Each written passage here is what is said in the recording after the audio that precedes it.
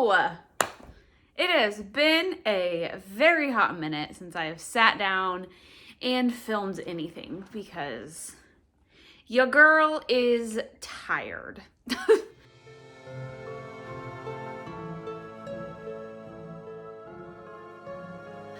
I'm 31 weeks pregnant.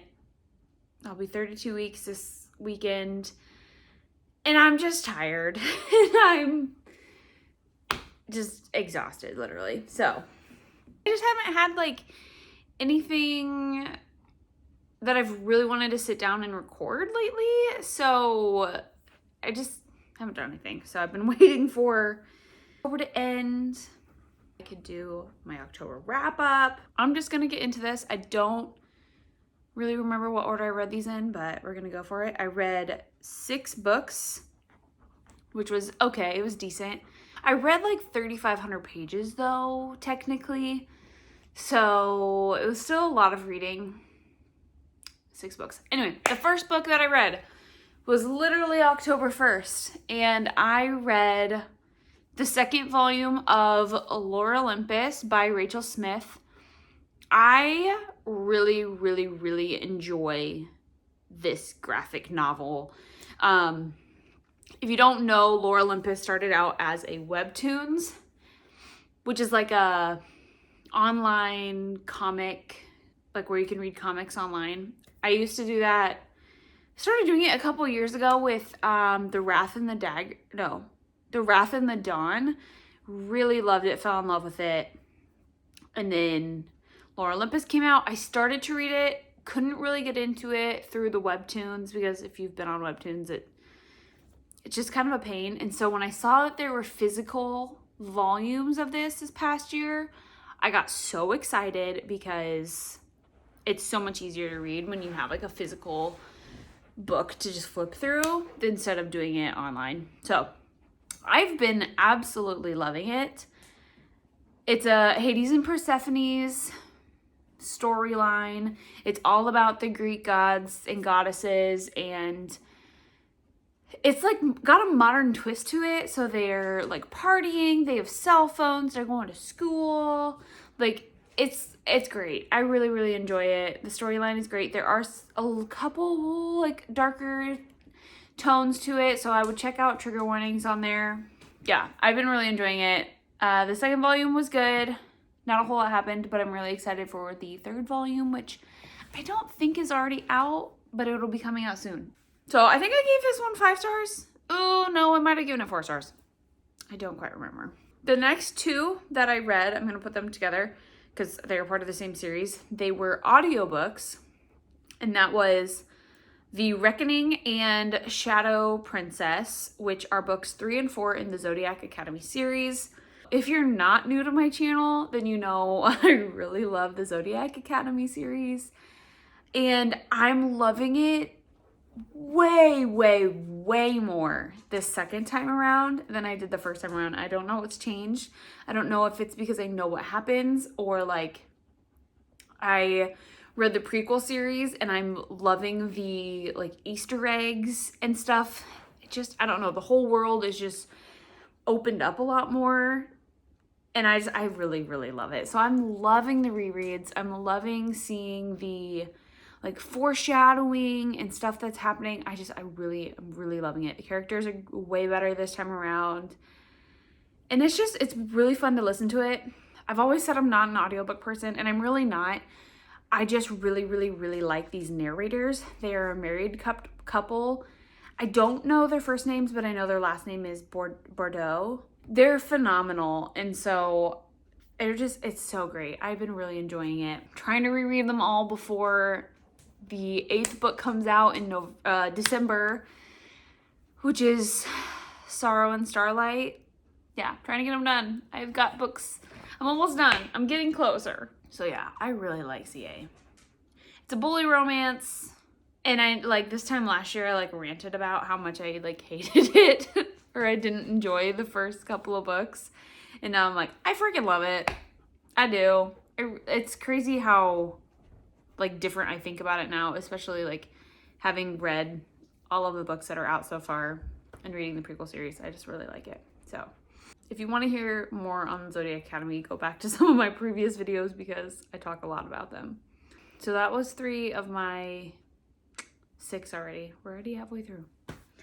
The next book that I read, I highly, highly recommend this series to everybody. I don't care what age you are. You have to kind of like magic. But I highly recommend reading the Amari series, which is Amari and the Night Brothers.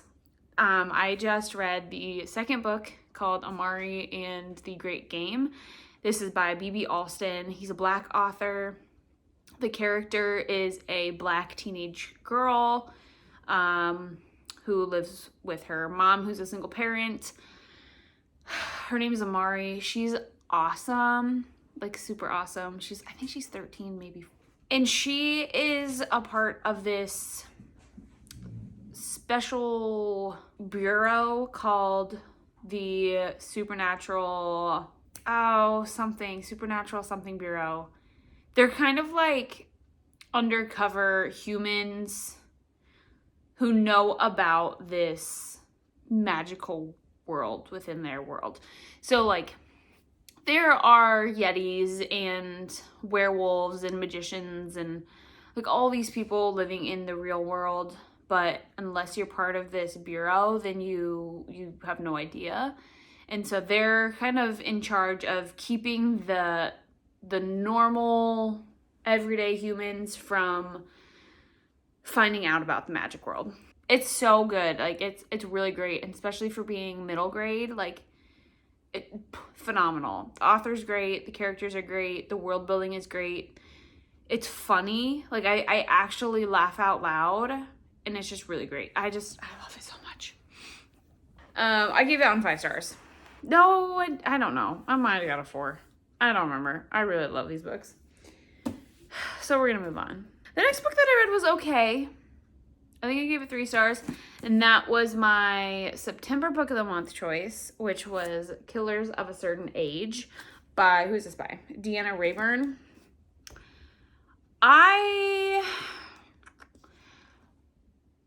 It was good.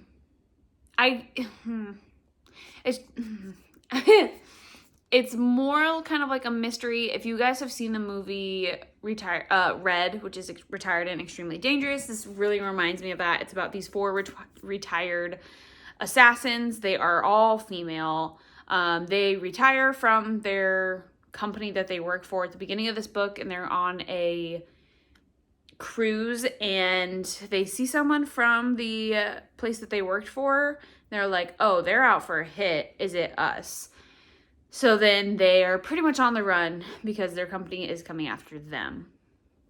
And so it's just like a series of running from place to place and like trying not to get killed and trying to figure out what's going on and who's not ratting them out, but like setting them up for some reason.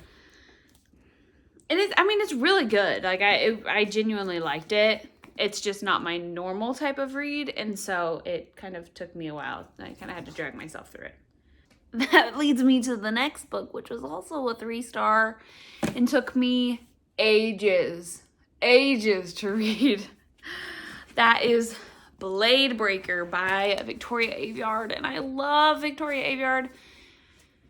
And she is a great writer, and the story is really great. I don't know what it is about this that really makes me struggle to get through this. I think maybe because not a whole lot happened in this one, and I don't know, it kind of dragged a little bit. So this is the second book in her new trilogy, Realm Breaker. So Realm Breaker was the first one. This one's Blade Breaker. That just came out in June. And I have no idea what her third book will be called. Yeah, and this is YA. It's very, very, very fantastically based. And I think the reason I trudged through this a little bit more is because it is more political fantasy. There's not a lot of romance in this. Like, when I mean not a lot, I mean less than 5% of the series is romance. Actually, you know what? I'm going to say less than 2% of the series so far is romance. So, and that's hard for someone like me who, like, I primarily read fantasy romance. And so the politicalness is difficult. But this is good fantasy.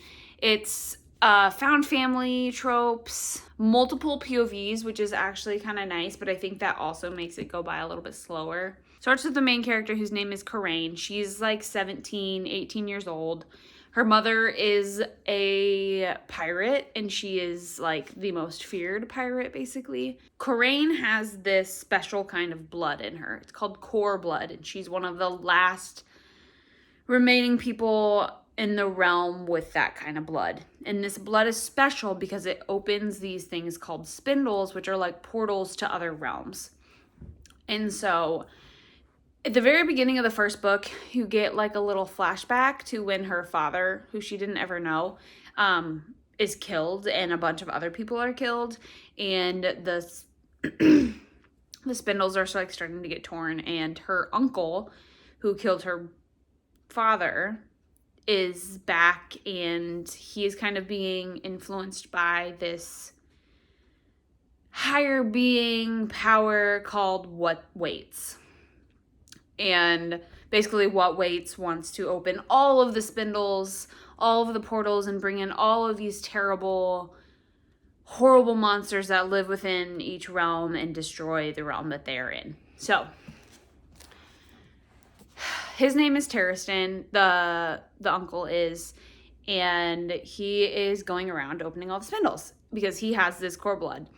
And our main character is now having to go kind of clean up his mess. So they're trying to close all the spindles and destroy them before he can get to them. And by they, we have a found family. So she teams up with this squire who actually was a squire for her father.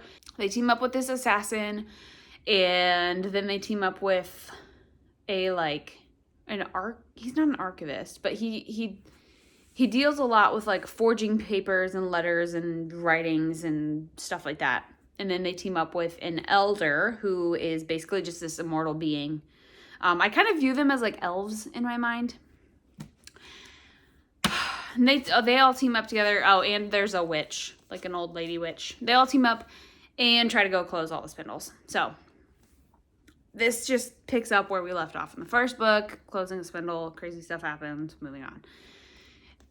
It's a second book. It's a second book of a trilogy, so of course it's going to slow down a little bit and kind of more world build and more like getting ready to develop the storyline. And so I'm hoping the third book is going to be a lot more action-packed and a lot more like, let's get stuff done, because this one was just a little bit too slow for me. But it was good. It was good nonetheless. And I love Victoria Aveyard as just like, she's one of my favorite people to watch on TikTok. Like, I really love her. But just this book, it's very different from Red Queen. If you've read her Red Queen series, it's very different. I loved the Red Queen series and read it when the first book came out ages ago. So this is just a little bit different, but it's still really good. I don't know why. That one just, I started reading this. You guys, I started reading this in July. I was trying to read it, and I just could not, for some reason, could not read it. I just like wasn't into it at the time. And I was gonna do a reading vlog on it like I did for Realmbreaker. Didn't do it. I filmed the first clip back in July and then never, like when I picked it back up again, I didn't. I was like, no, I just want to get through this. So anyway, those were the books I read in October. It is now November 9th, and I'm a couple books in already, so that's good. But I can't imagine November is going to be a huge reading month for me either. Life is just busy, man. It's busy. We're like, I'm in my third trimester. Like, I've got 8.5 weeks to go until I hit 40 weeks. So who knows? It could be sooner than that I meet our little kid, or later. So we're trying to get our house in order, getting the nursery put together, getting our lives put together. Got a lot to do. And I don't want to do any of it because I'm really tired. Anyway, this has been long enough. Yeah, I'm not even going to say socials because I really don't even use them except for Goodreads. So if you really want to them, they're down there, but I haven't used them in a long time. Yeah, let me know what the best book you read in October was, and then let me know what you're excited to read about in November. And I hope you guys have a great week. And I'll see you guys in my next video. Bye!